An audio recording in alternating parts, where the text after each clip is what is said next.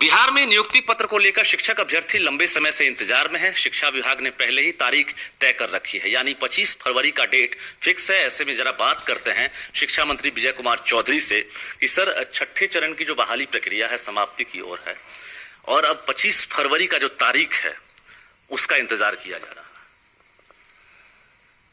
यह सही है कि हमारे चयनित अभ्यर्थीगण नियुक्ति पत्र के इंतजार में बेसब्र हो रहे हैं। स्वाभाविक भी है जी।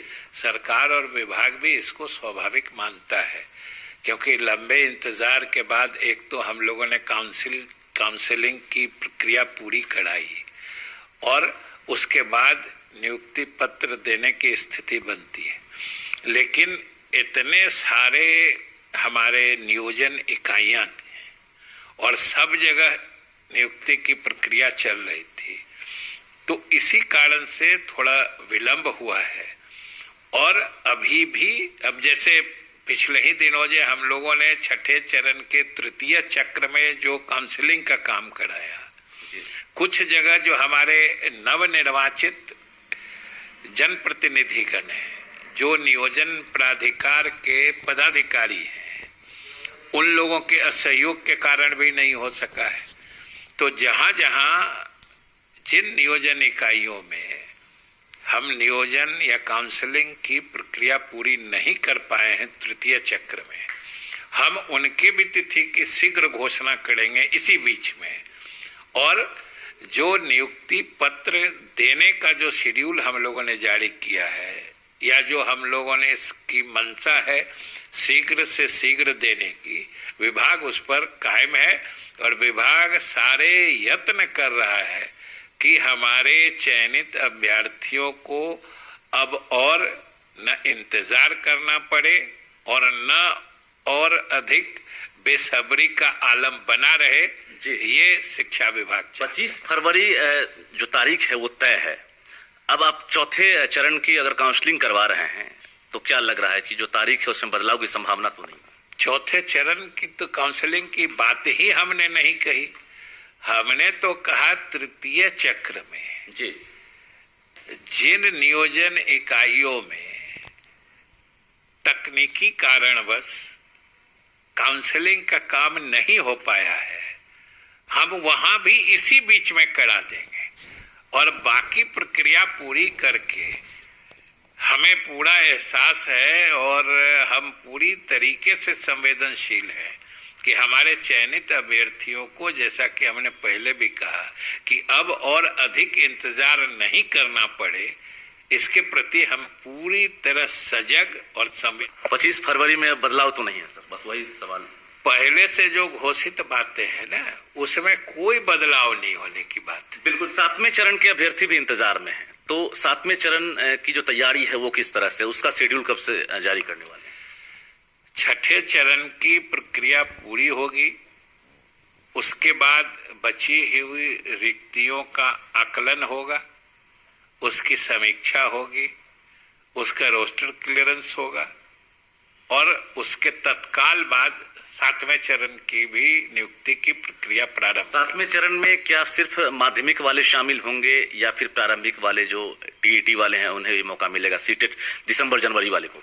दोनों प्रारंभिक विद्यालयों में भी नियुक्तियां की जाएंगी और माध्यमिक में भी, उच्च माध्यमिक में भी नियुक्तियां की जाएंगी। तकरीबन 45% आपकी सीटें जो है खाली रह जाएगी छठे चरण में, तो क्या इस सीट को आप मर्ज करेंगे 7वें चरण में? स्वाभाविक रूप से जो रिक्तियां छठे चरण वाली बच जाएंगी वो 7वें चरण के लिए उपलब्ध हो जाएंगी। इसके अतिरिक्त जो इस बीच में रिक्तियां बनी होंगी वो भी उसके साथ जोड़ जाएंगे। इसलिए 7वें चरण में भी हम अच्छी खासी नियुक्तियां करने जा रहे हैं। मेरिट और नॉन मेरिट का विवाद थम गया है आपकी नजर में, क्या लग रहा है वो सब प्रभाव तो नहीं डालेगा? थम नहीं गया है, वो अर्थहीन है। मेरिट और नॉट इन मेरिट लिस्ट का उसका कोई माने नहीं है। हमने कहा वो अर्थहीन है। वो थोड़े समय के लिए उसके संबंध में भ्रम की स्थिति पैदा हुई थी, जो किसी कारणवश हुई थी। उसमें हम जो अभ्यर्थी हैं उनका भी दोष नहीं दे सकते हैं। कुछ तकनीकी कारणों से ये समझने की स्थिति बनी, लेकिन विभाग के द्वारा, बोर्ड के द्वारा तत्काल सारे स्थिति को साफ कर दिया गया, क्योंकि ये पात्रता परीक्षा है, ये कोई मेरिट लिस्ट नहीं बनाता है। मेरिट लिस्ट तो नियुक्ति इकाई में बनती है, तो वहां सिर्फ क्वालिफाइड एंड नॉट क्वालिफाइड होता है।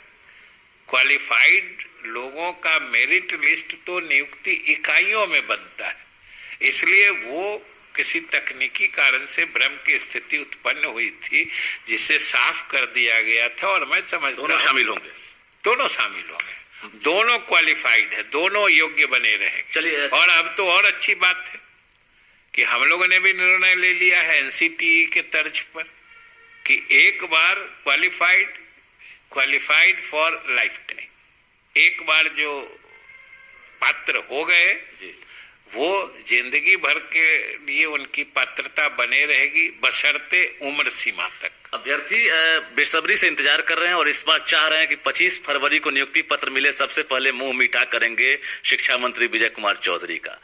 तो मिठाई पैक्ट होना शुरू हो गया। जरूर कराना चाहिए। ये क्यों नहीं समझते हैं कि ये सरकार की ही सक्रियता है, विभाग की सक्रियता है, नहीं तो पूरा मामला तो न्यायालय के पेच में फंसा हुआ था। 1.5-2 साल से बातें बढ़ कहां रही थी।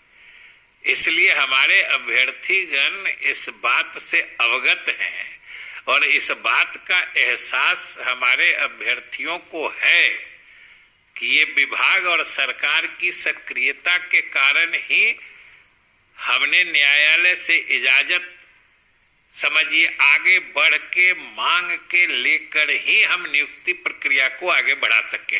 ये सभी अभ्यर्थी जानते हैं।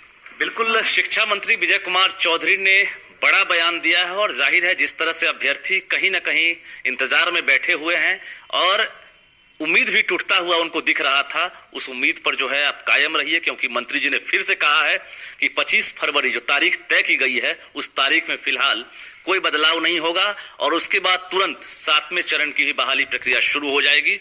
निश्चित रूप से चेहरे पर जो मंत्री जी का मुस्कान है उस मुस्कान पर भी भरोसा करना चाहिए। इन्होंने मिठाई की बात पर भी हामी भरी है कि खुशी